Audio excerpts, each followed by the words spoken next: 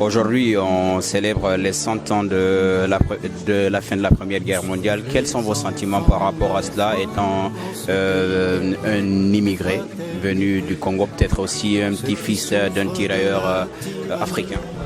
La mémoire est un devoir, comme on dit. C'est un devoir pour tous les survivants, pour tous les descendants, précisément pour honorer d'abord l'image et le combat de ces gens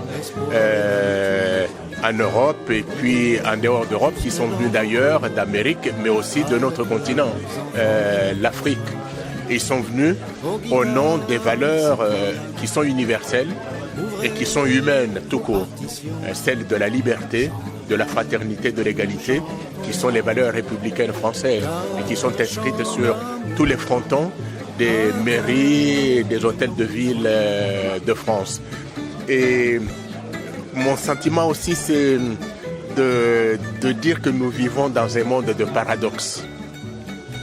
Parce qu'on aurait tendance à oublier que ces soldats ont été mobilisés et appelés par la France pour lutter contre l'idéologie naziste, qui est une idéologie raciste et qui exclut, etc. Et au nom de ces valeurs de liberté, d'égalité, de fraternité. Et ces gens vivaient dans des colonies françaises, c'était des colonisés de la France.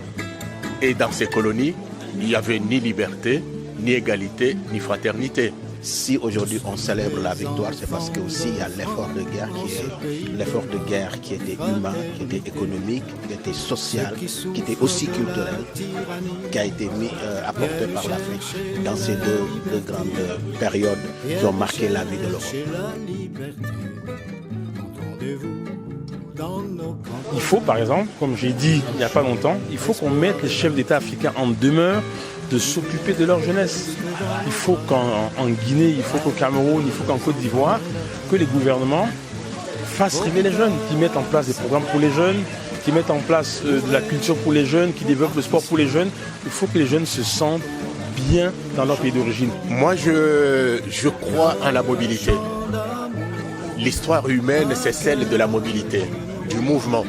L'être humain, je dirais, depuis qu'il est homme, depuis qu'il est humain, regarde au-delà de son village, au-delà du cours d'eau qui borde son village.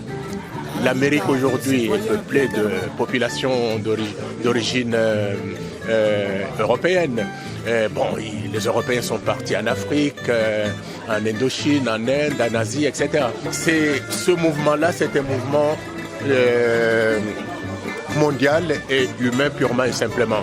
Alors, il nous pose un défi, c'est celui de savoir gérer cette mobilité au-delà des périodes de crise où nous sommes en crise. Je rencontre les raisons qui font qu'ils prennent les risques pour venir ici. S'ils les retrouvaient en Afrique ou dans leur pays, je crois que, je ne dirais pas qu'il n'y aurait pas de migration, mais il n'y aurait pas une migration, cette ampleur-là, cette amplitude. D'abord ça, il faudrait que nos pays puissent retrouver un équilibre économique qui leur permet de subvenir aux besoins des populations entières. D'abord, nous sommes en France, nous sommes en Europe et il y a une résurgence, je dirais, des racismes sans complexe et une négation, un rejet de l'étranger avec cette vision réductrice.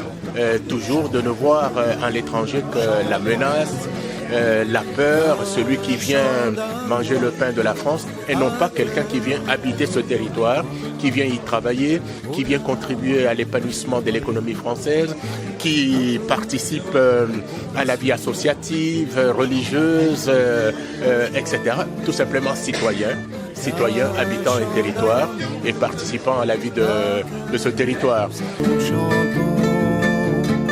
Qu'un chant